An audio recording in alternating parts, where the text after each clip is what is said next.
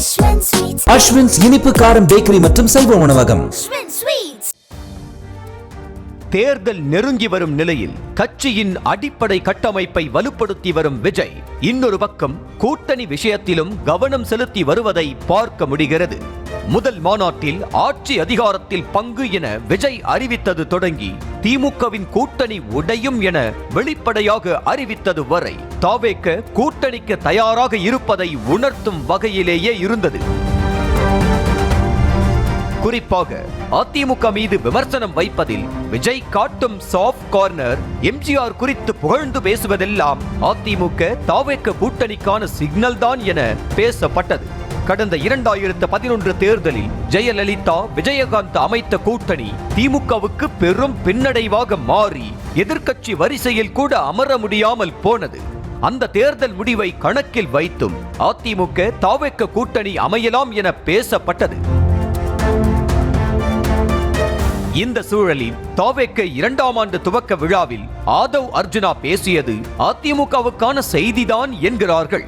அடுத்த 62 வாரத்திற்கு விஜய் தான் எதிர்க்கட்சி தலைவர் என்றதோடு வெறும் 45 சீட்டுக்காக அரசியலுக்கு வந்தவர்கள் நாங்கள் இல்லை என பேசியது அதிமுகவுக்கான செய்தியாகவே பார்க்கப்பட்டது. அடுத்த 62 வாரங்கள் நாம் தான் எதிர்க்கட்சி தலைவர், நம் தலைவர் தான் எதிர்க்கட்சி தலைவர். தயாராவோம், நீங்கள் எதையும் செய்யுங்கள், எத்தனை போலீஸ் வேணா பண்ணுவாங்க. புதிதாக கட்சி தொடங்கியிருக்கும் விஜய் முதல் தேர்தலிலேயே அதிமுகவுடன் கூட்டணி அமைத்து போட்டியிட்டால் பலத்தை நிரூபிப்பதில் சிக்கல் ஏற்படும் எனவும், அதோடு யார் தலைமையில் கூட்டணி என்ற விஷயத்திலும் அதிமுக தாவேக விடையே முரண்பாடுகள் எழுவதற்கு வாய்ப்பிருப்பதாகவும் கூறப்படுகிறது. மேலும் விஜயை முதலமைச்சர் வேட்பாளராக முன்னிறுத்தி தேர்தலை சந்திக்கவே தாவேகவினரும் விரும்புவதாக சொல்லப்படுகிறது. மேலும் கூட்டணி பேச்சுவார்த்தையில் அதிமுக முன்வைக்கும் தொகுதிகளின் எண்ணிக்கையும் தாவேகவினருக்கு திருப்திகரமாக இல்லை என்ற தகவலும் சொல்லப்படுகிறது. அதிமுக கூட்டணிக்கு சென்றால் 10ஓடு 11 போல தாவேகவும் மாறிவிடும் என்பதும் விஜய் தரப்பு யோசனையாக இருக்கிறதா. இதன் வெளிப்பாடாகத்தான் 45 சீட்டுகளுக்காக வந்தவர்கள் இல்லை என்று ஆதவ் அர்ஜுனா பேசியதாக கூறப்படுகிறது. நாங்கள் ஒரு 45 சீட்டு கொடுங்க, அந்த 45 சீட்டை வாங்கிட்டு எம்எல்ஏ ஆகிறதுக்கு வரல, ஆட்சி அமைக்க வந்திருக்கோம், மக்களோட பேரோட ஆட்சி அமைக்க வந்திருக்கோம். அதோடு மட்டுமல்லாமல் அடுத்த 62 வாரங்களுக்கு விஜய் தான் எதிர்க்கட்சி தலைவர் என எடப்பாடி பழனிசாமியை சீண்டும் வகையில் ஆதவ் அர்ஜுனா பேசியதும் அதிமுகவுக்கு போட்டியாக விஜய் தன்னை முன்னிலைப்படுத்த விரும்புகிறார் என்பதையே வெளிக்காட்டியது. மேலும் அதிமுகவுடன் கூட்டணி அமைத்தால் கடந்த கால மாதிரியே திமுக வெர்சஸ் அதிமுக என்ற நிலையே நீடிக்கும். ஆனால் அரசியல் களத்தை திமுக வெர்சஸ் தாவேக என மாற்றுவதுதான் விஜயின் கணக்கு என கூறப்படுகிறது.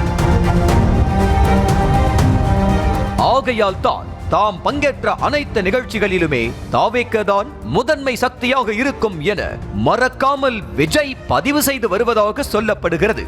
அந்த வகையில் அதிமுகவுக்கு மாற்றாக தன்னை முன்னிலைப்படுத்தி திமுகவுக்கு எதிரான சக்தியாக உருவெடுக்க வேண்டும் என்பதே விஜயின் பிரதான திட்டம் என கூறப்படுகிறது. தமிழ்நாட்டில் அந்த பெரிய பெரிய கட்சிகளுக்கு தான் அந்த பிஎல்ஏ எல்லாம் ரொம்ப ஸ்ட்ராங்காக இருக்கும்னு சொல்லுவாங்க. ஒரு அப்ராக்சிமேட்டாக ஒரு 69,000 பூத்ஸ் இருக்குது. அது எல்லாத்துக்குமே பூத் ஏஜென்ட்ஸாக நம்மளுடைய கட்சி தோழர்களை தான் நியமிக்க போகிறோம். கூடிய சீக்கிரமே பூத் கமிட்டி மாநாடுன்னு ஒன்று நடத்த போகிறோம். அன்னைக்கு தெரியும் தமிழக வெற்றி கழகம் எந்த ஒரு பெரிய கட்சிக்கும் கொஞ்சம் கூட சளைச்சதில்லை. அதிமுகவுடன் கூட்டணி இல்லை என்ற முடிவில் விஜய் உறுதியாக இருப்பது ஒரு பக்கம் இருந்தாலும் இன்னும் இரு கட்சிகளிடையே பேச்சுவார்த்தை சென்று கொண்டுதான் இருக்கிறது என்ற தகவலும் வெளியாகியுள்ளது. அதிமுகவுடன் கூட்டணி அமைப்பதால் ஏற்படும் பாதகங்களை வைத்து விஜய் தரப்பு கவனம் காட்டினாலும் அதிமுக தரப்பிலிருந்து தாவேகவுக்கு அழைப்பு சென்று கொண்டிருக்கிறதாம். அதிமுகவின் அழைப்பை பயன்படுத்தி சீட்டு பேரத்தை அதிகப்படுத்தி கேட்கும் முடிவில் இருக்கும் விஜய் தரப்பு அதற்கு அதிமுக ஒப்புக்கொண்டால் பிறகு யோசித்துக் கொள்ளலாம் என்ற மனநிலைமையில் இருப்பதாக கூறப்படுகிறது. அதிமுக தாவேக கூட்டணி அமைந்தால் திமுகவுக்கு சவாலாக மாறும் என்பது ஒரு பக்கம் இருந்தாலும் தங்கள் தலைமையில் கூட்டணி அமைத்து போட்டியிட்டு பலத்தை நிரூபிக்க வேண்டும் என விஜய் விரும்புவதாக கூறப்படுகிறது. ஆனால் தாவேக தலைமை ஏற்று யார் யாரெல்லாம் வருவார்கள் என்பது போக போகத்தான் தெரியும்.